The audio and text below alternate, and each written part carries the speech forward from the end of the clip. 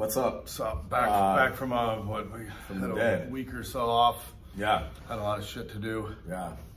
It's fucking freezing in here. I feel like I'm at mom and dad's house. I'm wearing a fucking coat. Matt keeps it like 30 degrees in here. I feel like the older you get, the more you realize you're more like your parents. With you, I think it's manifesting in how fucking cold you keep your shit. Don't touch the thermostat. Touch the thermostat. Yeah, it's cold in here. Let's see. Last one we did was like right after Thanksgiving. So we are coming up on another holiday, Christmas. Not for us. Turn or burn, Adam. It's not Christmas for us. We should discuss at length the differences or the similarities, because did you know, people don't really do that enough this time of year. Did you know that Christmas... There's a couple of good articles. Hold on. Go with me. Bring that up, Jamie. Right. Go with me. Christmas is based on stolen pagan traditions. And if you're a Christian, you shouldn't practice Christmas because that was stolen from like Zoroastrians or some shit like that. Every fucking year at this time, it's from both sides. You get Christians who are like, here's the deal. And you get pagans who are like, come on, bro. You took that from us. You stole that. Hey, listen, here's the thing. If they stole it from you, if they could steal it from you, you deserve to have it stolen from you. If you don't want to fucking practice Christmas, don't practice Christmas. Don't get pissed when people say Merry Christmas to you. I was looking at a tree the other day and I was like, I would like to cut that tree down. So I went and kind of just stole a chainsaw from Lowe's and used it to cut this tree down. But if you could steal it from them, it just means that they didn't deserve to have it. Right. But yeah, don't get mad when people say Merry Christmas to you. It's the weakest thing in the world. I prefer Happy Holidays. I prefer Happy Holidays. It's like, hey, listen, they're basically... They didn't say that to you to be like, I'm gonna ruin this fucking asshole's day. Maybe they did. Maybe they could see that you were wearing an Amona Marth t-shirt or something, and they were, you know, they were hip enough to know what that was. And Merry, that's a terrible band. Christmas. And so they said Merry Christmas. In which case, I hope they triggered you and that you got really sad about it, and you should listen to better music. Who got triggered first? Yeah, but yeah. Anyway, it's Yule for us because we are pagans. And so we practice this crazy, bizarre ritual where we get together and we do dinner as a family with our crew. And we also get together, obviously, for dinner with our blood family. My brother Seth will be in town for Christmas this year with his old lady. So I think we'll at least have 3 out of 4. Josh, he's, you know, I'd like to say he'll be missed. He could maybe put in a little bit of work to be part of his family. You probably could have been here if you had wanted to, but hey, we understand. Really, it's not that important. It's not a big deal. Okay. But yeah, we've been doing with our crew for the last, I guess, going on like 8 or 10 years. We've done dinner around winter solstice of every year where we get together as a family. You know, as our extended family, we sit down, we eat dinner together, and it's kind of cool. It's something that becomes, I think, more and more important every year. You kind of get it a little bit more. You're less rowdy. You'll be sitting at the table drinking, and the young guys will be getting drunk. God damn kids. God damn. Until half an hour, we're like, ah! Until 30 minutes later, you're like, yeah, I got to get as drunk as these kids so I can have some kind of fun. No, I got a lot of comments and messages from like the photo that you put up. Oh yeah, of the that was a great table at Moot. That wasn't even our true Yule dinner. No, that was the pre. But you know, a lot of people were just kind of like, you know, that really looks amazing and everything, and it's like, well, it's crazy that it's such a shock for people to kind of see that, because you realize how much that structure is kind of broken down. Of like, don't worry about whether it's Christmas or fucking Yule. The fact that you can't get 4 people down to sit down for a a nice family dinner. And that you know, as you get older, you know, things kind of change. And your priorities get different. And you know, now as a tribe and as a community, those family traditions are very important, and to sit down, whether it's 20, 40 people, you know, at a table, and you're sitting down and there is part of that really does make you feel a lot more like a family. Yeah, you kind of understand why it was so important to your folks, where they're like, hey, get down here, you know, we're having dinner, because it's kind of the time where you sort of, you know, reintegrate and feel like this is our little clan and everybody else isn't here. You had to invite somebody for dinner. That was a big deal, you know, to sit down. And, you know, I think that's one of the things where, like, you know, we were talking about earlier about kind of like new school, old school kind of things.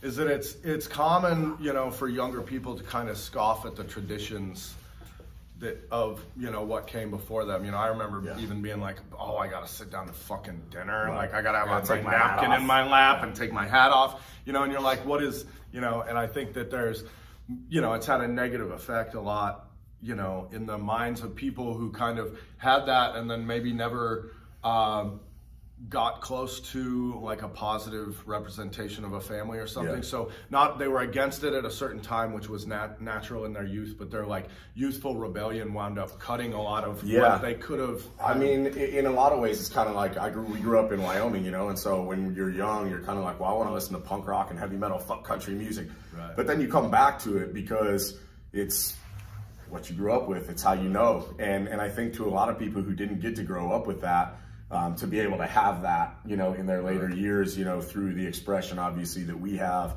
it's a really good thing. And I think also some of this is about, even though we kind of look like dirtbags, we're pretty traditional guys. You know, we had don't get me started on these trad girls, but the closest fucking getting banged at like a German motel is the closest they come to being trad. But, you know, a lot of these people, architecture, ceiling experts, they'll tell you all about the ceilings in these places. But, you know, we grew up very traditional, you know, no TV for a lot of it, no radio for some of it, on and on. And, you know, it was very, very religious and so on and so forth. You know, mom and dad are still married, no other kids from anything outside, no divorce, none of that stuff, very strict. And I'm glad that I grew up that way. And now as an adult, I can look at stuff and say, okay, well, this is a tradition that I'm in favor of. Maybe this is one that I might not do or whatever, but that traditional upbringing, you realize how much stuff that you got that a lot of other people didn't have, and that we were privileged to have. But that, you know, now we're kind of spreading that into our friend group, and a lot of the guys we hang out with, it is this sort of argument over, well, should this stuff be rejected? Should we reject family dinner for let's sit in front of Netflix? And the answer is always no, because generally speaking, what is traditional is better, is more healthier for the family, and is more healthy for the individual. And I think we have families now, they're probably sitting together watching like transgendered porno while they eat their fucking cockroach, their flour device in front of their plate. It's fine, it's healthy. Just do it. When I think that we have a good smattering, you know, in the group of like, we have people who came from very traditional families that, you know, mother and father still together and everything, and that had, you know, an extended family that had traditions like this. But then we also have the people who, you know, younger guys or who are even getting older now, who never really had that, like, you know, who have been at our Yule dinners because their families don't have anything like that during the year. But it was something that's usually what they saw as important. They saw that they lacked this family, you know, role in their lives, and so they come to and enjoy the fact that this is actually a family. And some of the metaphors and some of the reasons they're traditions is because, and that they're family traditions is because they're things that have made people feel like family forever. Yeah, and it's, you know, you can have your own, you can start your own, as long as you do something consistently for a few years. Guess what? It's a tradition. Right. You know, if you're somewhere, you know, this year and you don't have anything going on like that in your area, fucking start it. You know, have some people that you like over for dinner for Yule or Christmas or whatever the hell you want to call it. I don't care, you know, but these are things that are good. These are things that build community, and it's good to build community. Community is good, you know, and this is the way that community gets started. This is the way that community remains strong and intact, is through these traditions, you know. So what about, okay, we've got, I think because we wanted to talk about this, we were kind of laughing today because I just come back from a business trip to Baltimore or whatever, and we were over at my mom and dad's and we were talking about suits, and my dad said, like, I can't believe that I'm listening to this discussion happen between these two of my sons, because we were never exactly suit people, as you might have guessed. But my buddy Adam told me today, he said, you know, there's a lot of different fields, but in the field of battle of a businessman, and he knows how absurd and over the top is, he said, you know, this is the breastplate of the modern, you know, whatever.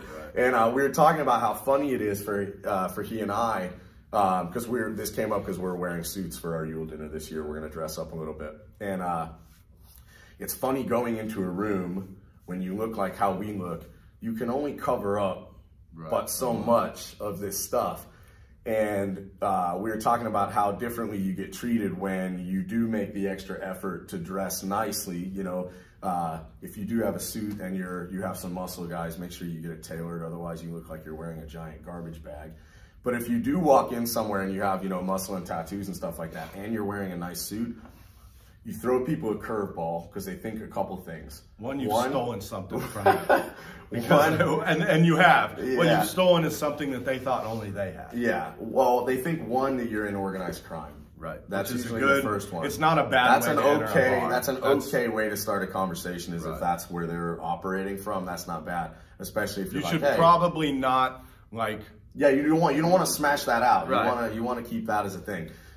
Secondarily, they assume that you came from humble beginnings, prison probably, and that you've made some positive choices in your life, but maybe you intimidated your friend into bringing you into this industry. 3 is they go, okay, this guy's got some tattoos and stuff, but he cared enough to make himself presentable. Those are all okay. And that I didn't just throw on a suit. I didn't just go, oh, I gotta wear a suit for this. I'm gonna go buy a suit. It's a little long hair, but it works. You know, you go and you wear a suit better than they do because you actually have a cut a figure. You know, perhaps there are some people watching this. I got an email in response to one of the Bricano Initiative emails that we had sent out, and in the picture, you know, we're all wearing suits and smoking cigars, and someone was like, "Nice monkey suit. Looks like you've become one of the sheeple, you know, now," or some shit. And you're like, don't make me fucking laugh, bro. Have you ever read about Arminius? The guy goes into the Roman Legion. He joins them. He does all this stuff. Why? Because he brings it all back, because they did it fucking better than they could do it. And he brings it back, and then he kills the whole Legion or whatever in Teutoburg Forest. I mean, look at, even go back into like the Icelandic sagas and stuff like that. And there's always these very important or lengthy parts, whereas they skip over a lot, you know, in that style of writing. There's always the lengthy part of when, like, the young kind of hero or the young respected member or the bachelor or whatever, you know, comes riding across to the all thing, and it like talks about him cutting a fine figure and having these clothes on and these style things on, and he's well put together. He doesn't look like a fucking He doesn't look like a slob. He knows how to, it's not that you have to be like fashionable as in like, you got to know what's in the GQ, but you got to know that you wear clothes that fucking fit, fast and loose, and fucking you look good. Fast and loose Barbarian Bros tip. If you want to, go to fucking Goodwill.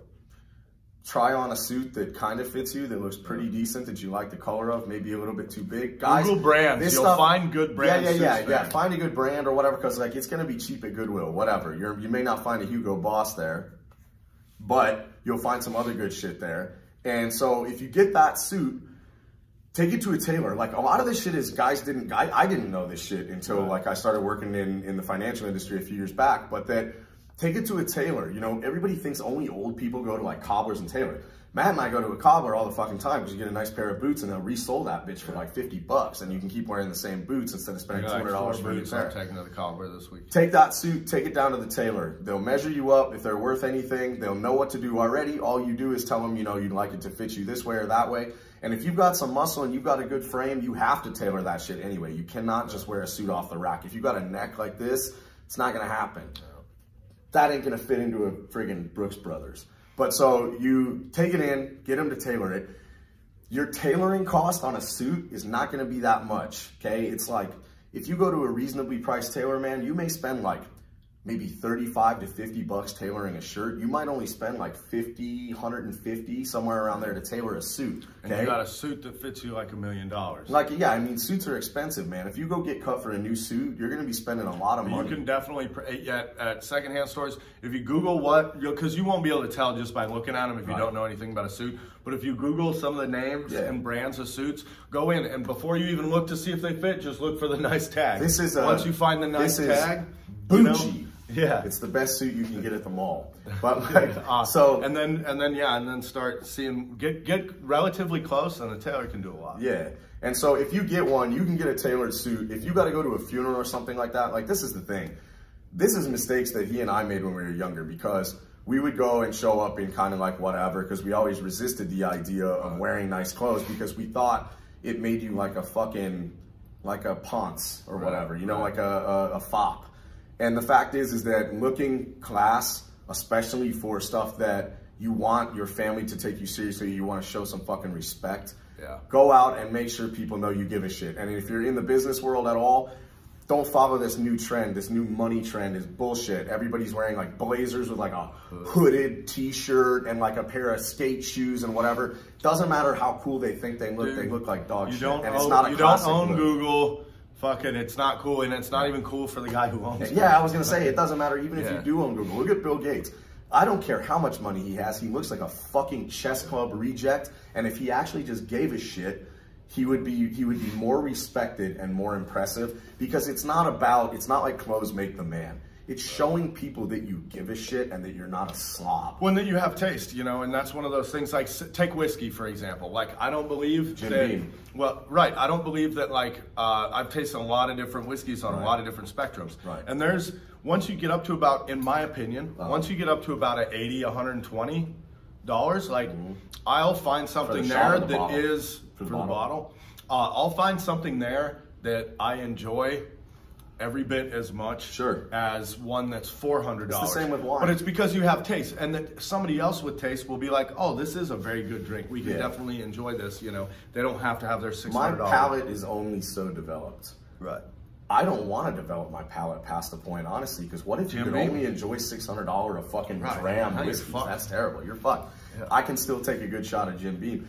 That's the thing with like wine and all that stuff, man. It's like they did the thing with all these sommeliers where they gave them, you know, the cheap bottle, the $12 to $16 bottle, and the like 50 and up bottle. And all of them are like the 12 to 16 one. It tastes the best, right? It's the most drinkable, you know. But anyways, if you need to go somewhere and you need people to understand that you care, go to Goodwill, get a suit that looks relatively new and get it tailored. You don't have to spend $8 million to look good. You can get like 5 or 6 suits over the course of like a year if you need them, if you work in that kind of industry, whatever, and actually exude, you know, success instead of being like, I'm a slob, I don't care about how I look because it's only the like whatever that matters. Nah, it matters. It matters how you present yourself. I also did, while you were on your, while you were gone, since we weren't shooting any videos of our own, I did watch that the Wudawasa guys do their video on your recommendation, and I was actually very disappointed that you would have said to watch that, because I swear to God, like 5 minutes in, I'm like ready to fucking go join Britain again and then revolt and crush them a second time. Brexit them. It's either that, or all I can imagine is like the old woman from like Monty Python. Like, I want to drink me goat top. Which I assume is the milk. I'm assuming that's the milk. That wasn't really clarified. I think there's Gold Top cider, but I believe he was drinking milk with snooze. I think they're just slamming milk. No. You know, the thing that gets to me about all those guys is every goddamn time I go to Europe, Mom told us not to swear as much in these videos, so I'm doing my best here. I think I've already said fuck at least 100 times. Sorry, Mom. We're supposed to be marketing more towards the 65, 75-year-old female looking to Christian. Anyways, we'll try not to say fuck as much. Fuck, what was I talking about? Kilos. Oh yeah, so these guys, these sons of bitches, they will, every time, they know you're American. Yeah. They know. The only things in America that are measured in goddamn metric system is cocaine and CrossFit. That's it. That is the only time we use the other thing is that like, let's like look at the fact of I can eyeball you. How can you be considered to be English and not even be able to speak the English language? Wow. This is something fucking everybody knows that once it became American, they speak British. We maintain the integrity of the language. We speak English, a language that makes sense, a language with dignity. Right. Yeah. Now listen, this kilos bullshit. Because here's the thing: every time one of these guys from Eastern Bloc fucking nowhere is like, I want to lift 200 kilo. My brother is arm wrestling champion at small village. You're like, get the fuck out of here. I'm like 200 fucking. First of all, Yuri, I don't understand what a kilo is. Nobody does. I'm not going to do the math. Nobody does. I'm not going to pull my phone out and do the math. You tell me in pounds. Why do you need fucking decimal points? Here's why. I can understand the rest of the world. The Dark Ages, whatever, they're still stuck there. Places like Serbia. Yeah. Fucking Poland. The UK, they get pissed at you for using pounds. This is the imperial system. This is the British imperial system. Your money is called a pound. Listen, we still use your imperial system. It was the only thing we decided to keep after we kicked your fucking dicks in the dirt. Imperial. Sent you packing. because we went, you know what? This is imperial. It's imperious. You fucking pricks converted to the metric system. You know who created the metric system? A fucking Frenchman. Look it up. It's on the Wikipedias. Now, here's the thing. Sorry, guys. You can bust balls for pounds, but the fact is we maintained using a system that at one time, a long time ago, belonged to a country that mattered. And now we still use that as a country that matters. It still matters. It still matters. And you guys are using the metric system and trying to claim that you're superior when actually just return. It's just confusing because they can be like, oh, I did this. And you're like, I assume that since he's posting that he did it, it's a good amount of weight. Listen, but I don't really know. It could be like nothing. Sail over here. We'll call the French. They can sail over here. We'll have a dispute. We'll have a little debate about it and we'll see who wins. We'll see who wins. You guys can have machine guns and shit in your country, right? Oh God, you can't. You can have fucking gold top. And if you pop the top of that gold top with anything sharper than a fucking spoon, you probably haven't made another podcast because you just got fucking arrested by whatever your version of the feds is. Right. I don't know, what is that, Scotland Yard? Queen's Army? Queen's The HMS fuck you showed up to your house and fucking took you all to the fucking English gulag. Have a cup of tea and call it a day. God. Anyway, I can't talk about the English anymore. Yeah. Let's see what else we have. Oh yeah, so we were talking about holidays, right? So the next one coming up is New Year's. New Year's is for everybody. Everybody celebrates New Year's pretty much, except these miserable pricks who go, New Year's resolutions, huh? It's just another date on the Julian counter. So's your fucking birthday. So's your fucking anniversary. You don't have to be so bitter all the time. Let me start it off with this bullshit. Hit me. Speaking of bitter, fucking children, I swear to God. Who? They're like, okay, whether it's holidays, birthdays, all this shit, like, people are like, oh, it's Christmas, what did I get?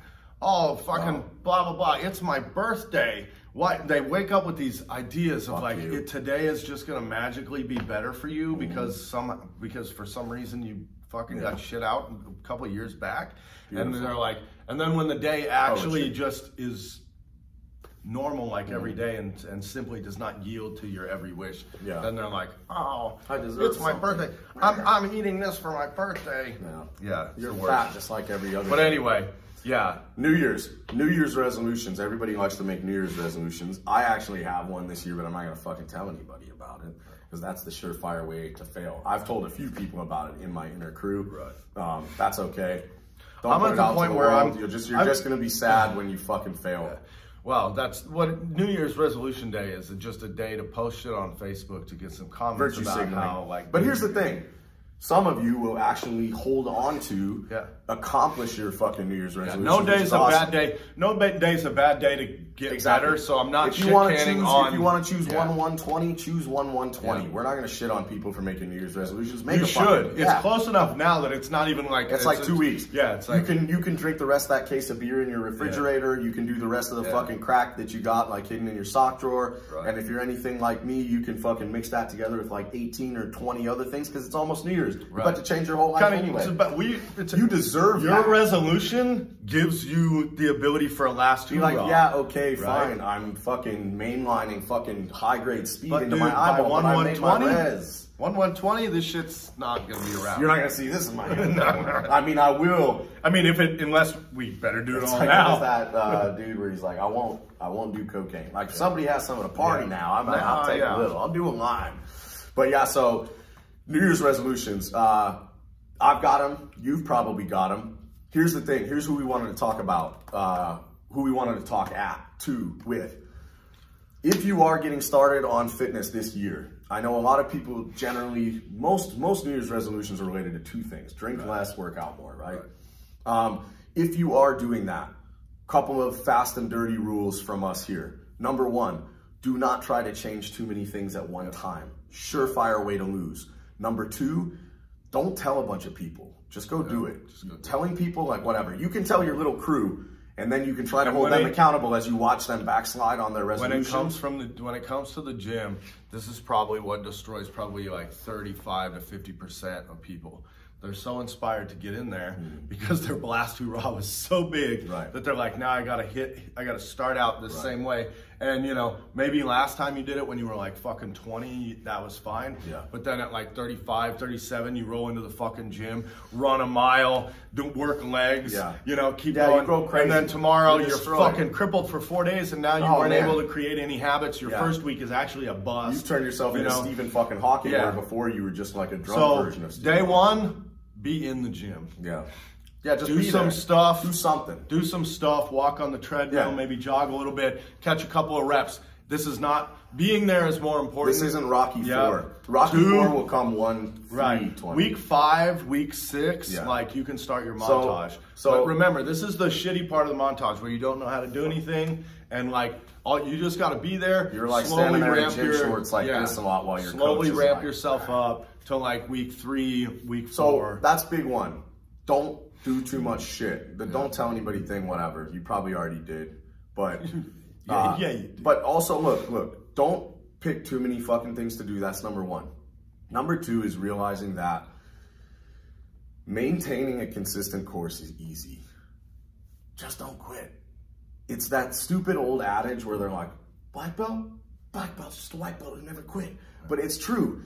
You don't have to go in and have a groundbreaking fucking day every single day at the gym. You just have to go and maintain the habit. Today, I had a shit day. I'm fighting off some kind of sickness. I've been on the road, blah, blah, blah, non-optimal nutrition and training and so on and so forth. And I came back and I went in there and I loaded like 315 on after warm-ups.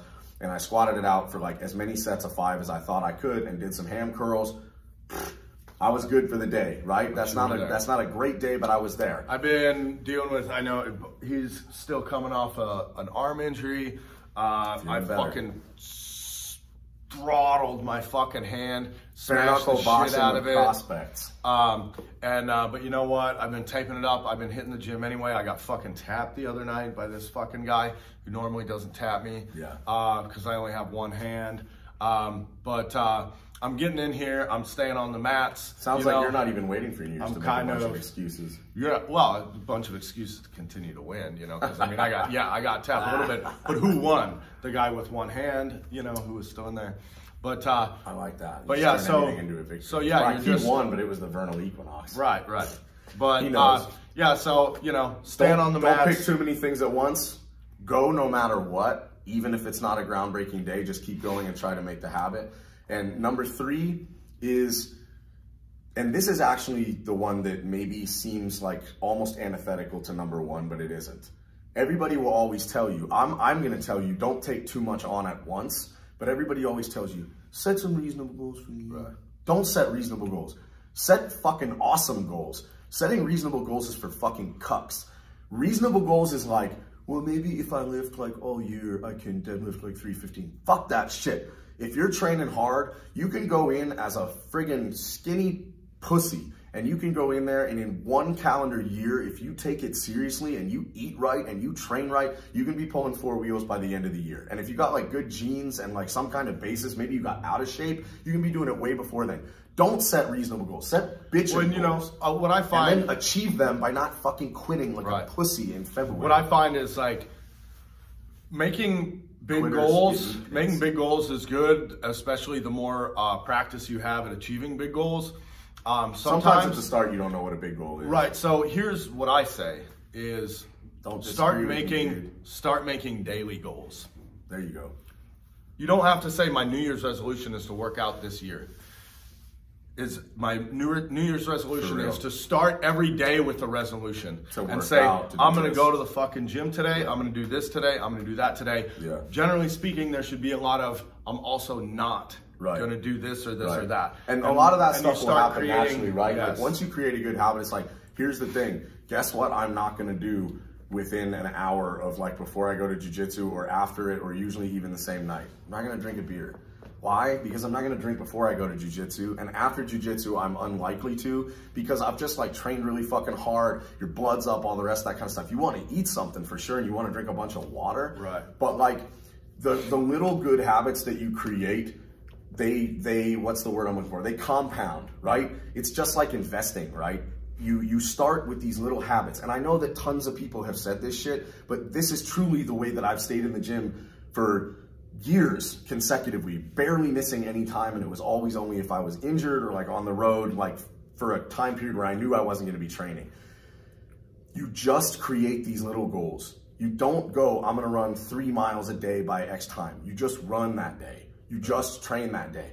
And once you get consistent with it, man, you are going to make these big gains, and the gains are going to go into the other areas in your life. You're going to stop doing so much bad shit. You're going to start eating a little bit better, you know, and all of these things will happen incrementally. So remember, if you're going into this year with some big goals, have those big goals, have those resolutions, but remember the most important things are these two. Keep it simple and don't quit. That's it. That's all you got to remember. Yep. Anything to add? I was just going to say, you know, for me, like I get, my goals this year kind of are already set out. I have, because it's all jiu-jitsu competitions, and so they're already there. God, it's like I feel like you won't stop talking about it. Where I lose my shit, and the reason I like to talk about the daily goals is because where I lose my shit is that you're like, okay, the next big one's in 3 months, and then you start missing hours and days and stuff in between. Whereas you can say, every day. And I can say to myself, you know, I have to do something jiu-jitsu related every day. So even if I don't train that day, those are the days that I'll maybe do some drills, or I'll you know, watch some film and stuff like that, and kind of come up with some ideas. But keep yourself watch immersed. Some film. You mean like watch 18 moves that you won't retain on YouTube? No, I've changed it. What I do now is I watch matches. Yeah, I watch matches Since you've been telling me to start watching those, that's dude. You get to see people do like moves in live. Just watching the worlds, like IBJJF worlds, like at all different like skill levels and weight classes and stuff. Just watching those guys train is awesome. But that's you know, watch world class people if you want to get better for sure. Either way, have a good New Year's, guys. We'll probably drop another video before the end of the year, at least one, so we'll talk a little bit more about this. If there's anything you guys want anything on that we can give you some assistance on, or if you want our opinion on, as always, hit the comments threads or shoot us a DM. And until then, train hard.